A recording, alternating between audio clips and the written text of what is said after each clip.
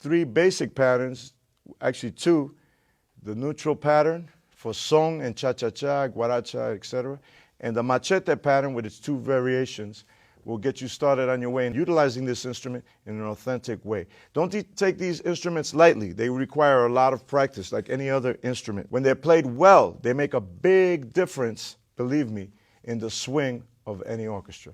For Jazz at Lincoln Center, this is Bobby Sanabria. I hope you had a good time. We'll see you sooner than later.